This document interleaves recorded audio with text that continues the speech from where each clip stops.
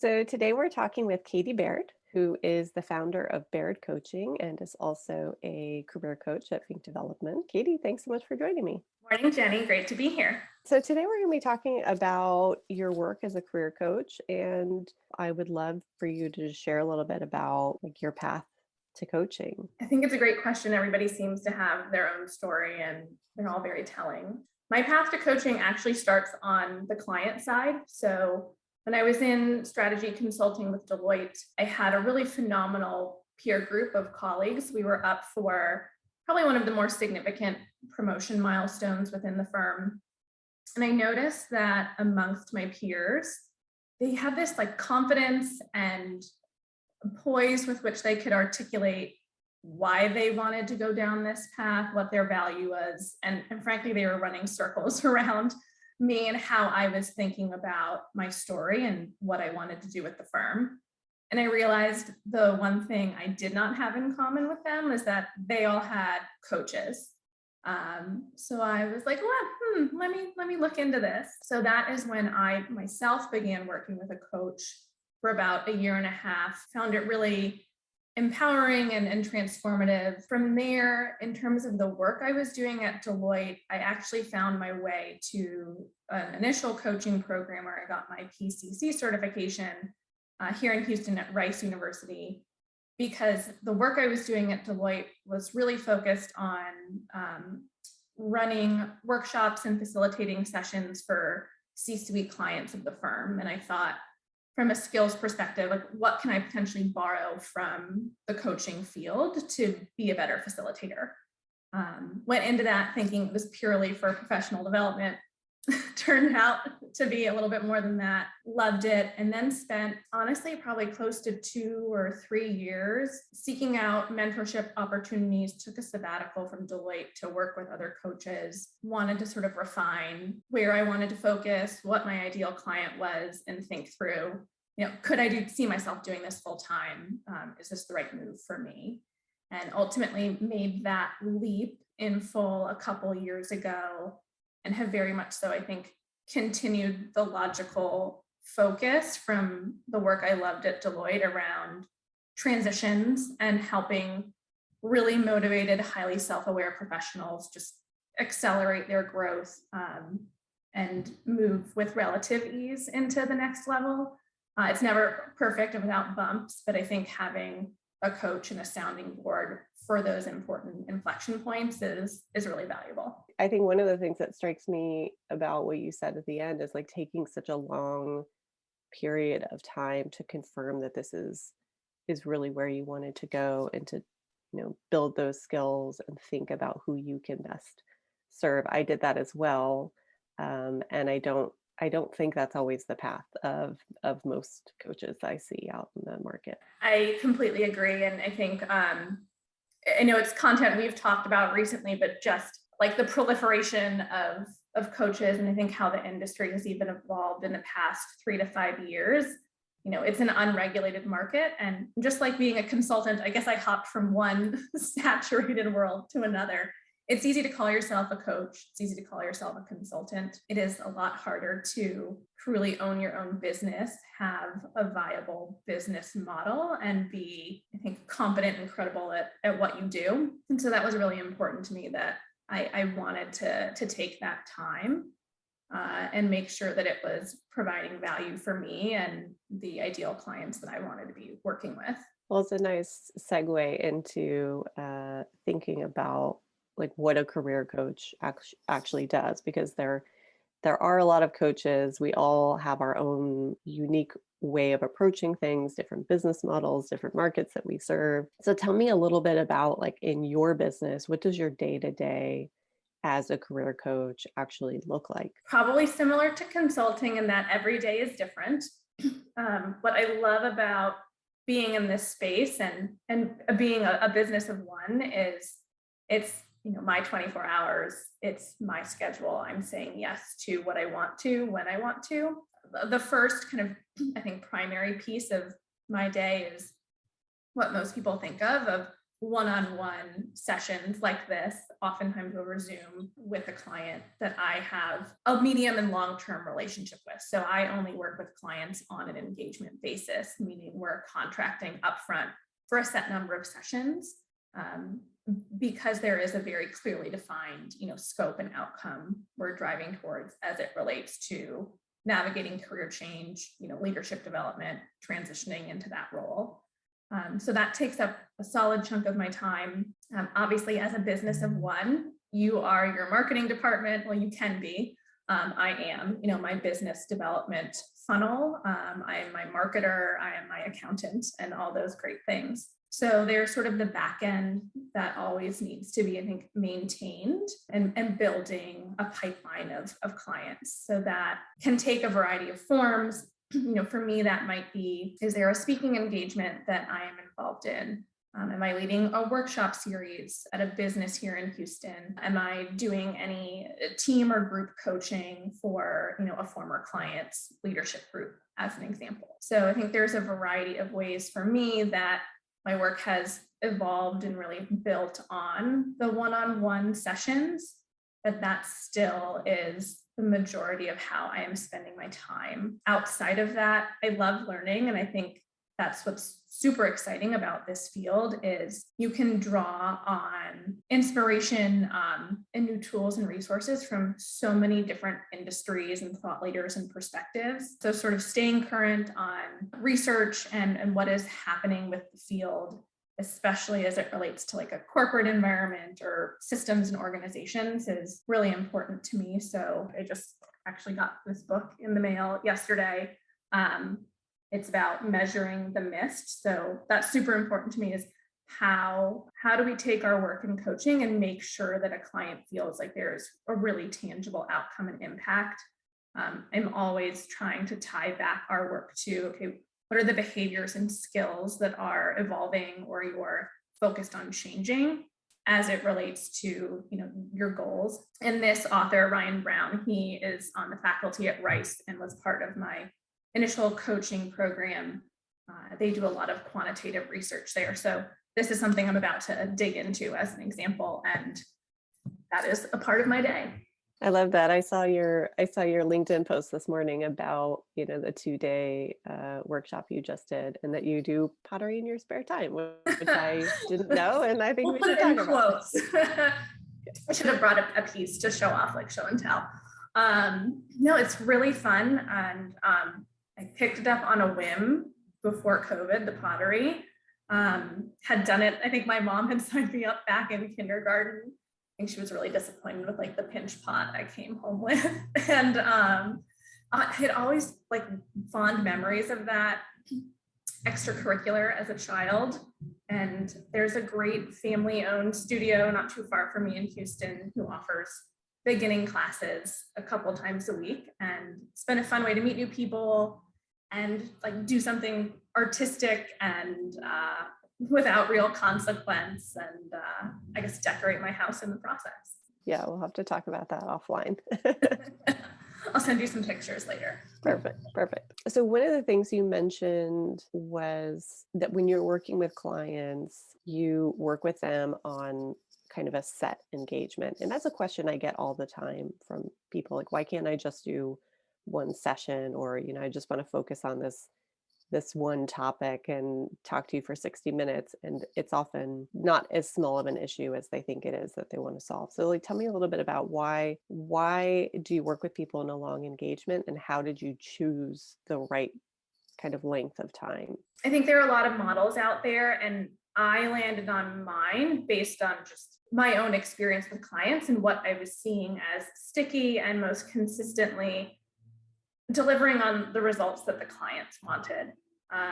For folks that are looking for that kind of one-off support, I see that being a really useful avenue for like a mentor or a sponsor within your work. But the content that I'm working on with clients, whether it's, I'm looking to pivot into a new industry, or, hey, I just moved into a VP or C-suite role for the first time, they are substantive, kind of adaptive challenges, if you will. There are a lot of pieces to it. And we do really need to take our time. And in addition to that, I think a big piece about how I approach coaching is that I want there to be this like experimentation and continued insight and work between our conversations. So if we're only meeting once or twice, how are you able to really practically apply whatever insights you've had, or goals or intentions you've set for yourself, if it is such a just like discrete number of conversations? So I typically work with clients in a package of 8 sessions, which they usually use across about a 3 or 4 month basis. I think meeting biweekly is important in terms of building a habit and routine. It certainly drives accountability and momentum for the client, which is really important. And as I said, allows for a lot of practical application, experimentation, and sort of unpacking and debriefing. We want to be as forward focused and action oriented as possible in my coaching work. And so we do need that time. Nice. Thank you for sharing that. Yeah. I mean, that's what I share with clients usually. Like there are a lot of different models out there, but most coaches who are established and have worked for quite some time, they know what type of engagement is going to produce the results that their clients are looking for. And so they're not inflexible or recommending something just based on a whim, right? It's usually because this is what we see. This is how I can help you get success if you want to do that with me. Yeah. And I think a related piece of that, at least in terms of something I pride myself on in my practice, is I'm not taking consults and bringing on new clients to offer them some cookie cutter solution. For a lot of people, that may be what they're looking for. I want these frameworks or this activity book and 30 minutes of your time. I find that while there are themes, like for instance, something we've talked about a lot is, professional branding. So while there are themes that I think almost always come up and are relevant for my clients, I am not engaging with them and taking them through some structured series of 8 sessions that are predefined in terms of how we're spending our time. I need to meet them where they are. Every situation, company, individual's values are nuanced, and that is part of why I think an engagement approach is really useful, because it is truly focused on helping them achieve success on their own terms. You talked a little bit before about the type of work that you do. You focus on the transition piece and the development piece a little bit. Tell me about the transition piece. How do you think about that work? Like, what does a career transition mean to you? I think it's a really exciting area of focus because there can be so many dimensions to it. But I would say what's driven me to focus on that is what I saw in my time at Deloitte in these sessions with, people who were in C-suite for the first time of a Fortune 50 company. Frankly, they're coming up against the same challenges and opportunities that somebody that is, mid or a little bit more junior than C-suite in their career. And that is, they are not going to be successful unless they're intentional about how they think about this new opportunity, and if they are not intentional about a variety of dimensions of it. So when I think about a transition with a client, I'm thinking about their period of acclimation and learning. I'm thinking about with them, what does it mean to get established and start to set a vision for your role, and being clear on kind of the mandate that the business has for them. And then getting into, okay, like time to deliver results. We, I think, as professionals who are highly motivated, put a lot of pressure on ourselves to day one, hit the ground running and have an answer. Or they just move from role to role and allow inertia to dictate what's happening in their career. There's really no strategy, and by strategy, I mean like intentional choice behind what they're doing and what they're saying yes to. So my goal, big picture with any client, is I want them to have clarity and confidence as they move through that transition. And that means thinking about themselves, their personal brand, their vision, and also upfront ensuring that they are spending the right time asking the right questions to acclimate and learn before they jump into execution mode. Yeah, I love these conversations because it's so funny that you can have coaches who use the same terms, right? Like there's all these terms that fly around on the internet, but it's hard to make sense of what they mean. And so when you're talking about a career transition or developing the skills for a transition, setting the vision in the future, that's very different than a coach who focuses on career transition as the tactical steps of like a job search to land from point A to point B. And so I just love that you called that out. And obviously, working with Think Development, like that's one of the things we care about the most is how do we actually understand what each coach does and explain it in a way to clients to help them find the right fit. Yeah.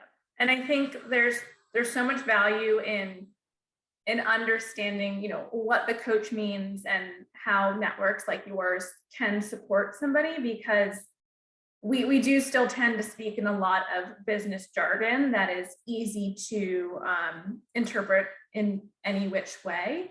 And I think the worst thing that can happen for a client is just a complete like mismatch of expectations. I think that's why the scoping process is so important, having that consult.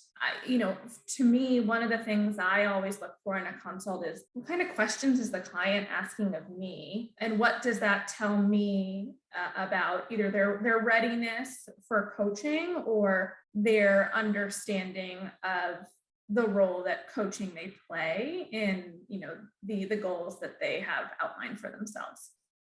I'm curious to hear a little bit about your favorite clients to work with. Recently, I've had like this light bulb moment. I was talking to somebody and I said like, I just adore my clients right now. In the last year, and then the couple of clients I've taken on this year, like one of the themes I've been seeing is that they all have this kind of like dry, sarcastic humor, and they'll send me these long emails, but I'll like read them over and over again just because they make me laugh. So I'm curious, like, tell me about one of your favorite clients and what did you like so much about working with them? I think that's something you and I have in common, is just like an appreciation for a dry wit and anything, frankly, and like let's not even throw the pandemic in there, but anything related to career development, accelerating towards something that you professionally really value, or trying to navigate a transition, it's a lot.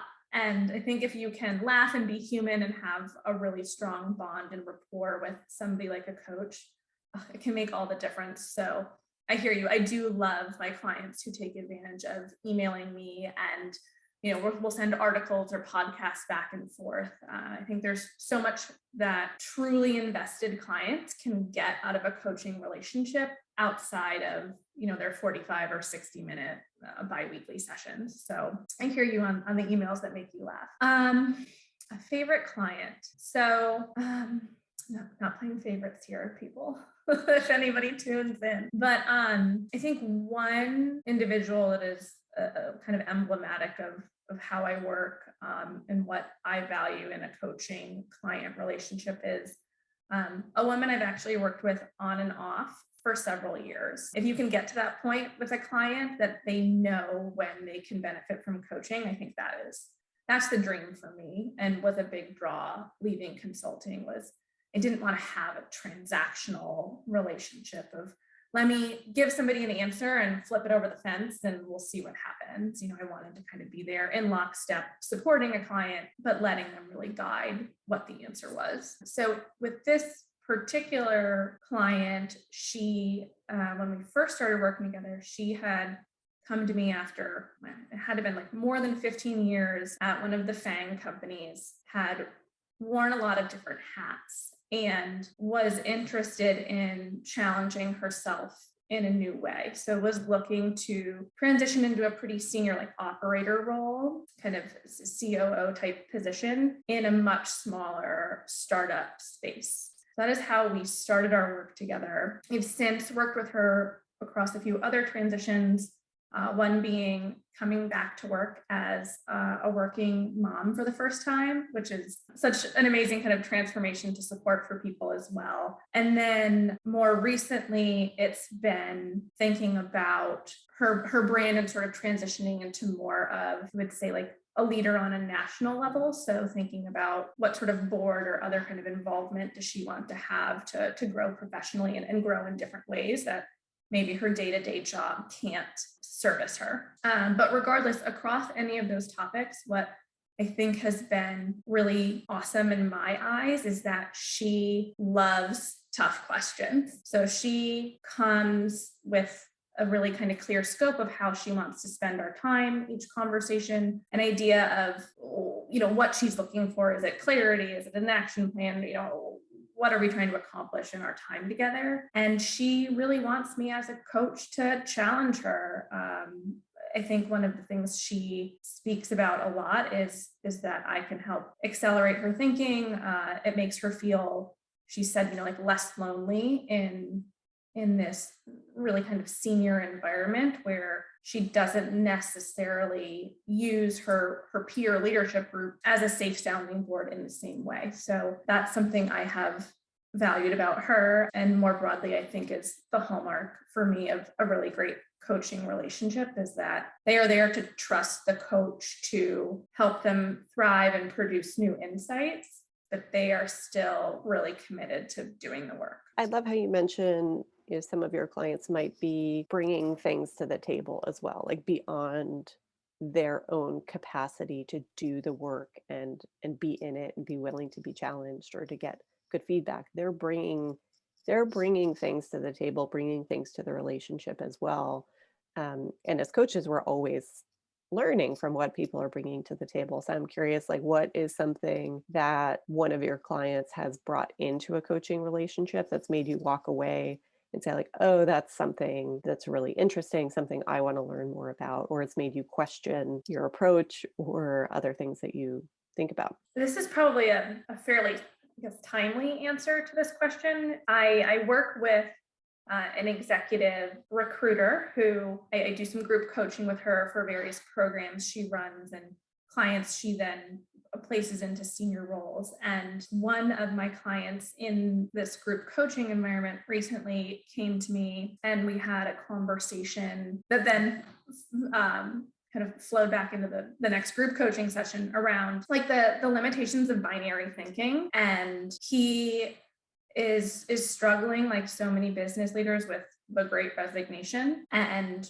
felt really strongly that this was an opportunity to change the narrative, and wanted to use the peers in the group coaching circle to help really kind of change the story and write a new script for his business, for his people, in terms of what the actual opportunity was, instead of being, I think, kind of pessimistic, negative, reactive to the situation. I found that really inspiring, just as a great reminder to all clients around the stories we tell ourselves and the either or, I think, limitations we put on ourselves a lot, especially as it comes to choices about career change or professional development. There is always like a universe of options of more than two, and you always have a choice. So that was an awesome just reminder for me. And then more broadly, being in this kind of career space of coaching, great resignation, I think, is a huge impetus for why we see plenty of people come to our door, whether it's, I think I should look because everybody else is, to, I am anticipating some change. And I think that there's an opportunity for professionals more broadly to change that narrative, just like he was saying in his own company of, right, what is really the opportunity for me or my business when I have the chance to mold, our talent and our strategy in a whole new direction, or I have the chance to shape my role into something different, and to take this company in a different direction. I think the prospect of that should be really exciting and empowering to people. Yeah, I think if we're not already all sick of the term, the great resignation, right, which has now turned into the Great Reshuffle, the Great Regret is one Great thing. reimagination. I mean, throw an R word. Yeah, yeah. But something that you said about that I do think is interesting is there are a lot of people who are thinking about a change. They're thinking about a transition. They often are maybe not thinking about realistically what it's going to be like on the other side, or setting clear expectations about what they actually want. And so it's this idea that the grass isn't always greener, right? And so, like, to kind of bring it back to the career coaching space a little bit, you made a pivot out of consulting into career coaching.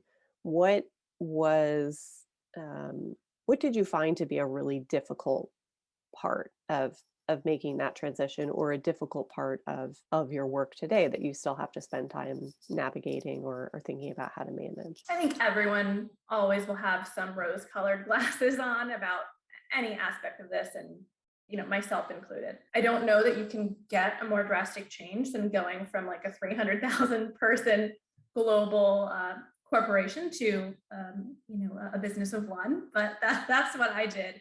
So I would say early on, the biggest challenge was that I did have to wear all of these hats. I didn't have all of these support systems and resources in place that I had frankly grown accustomed to and taken for granted in a place like Deloitte.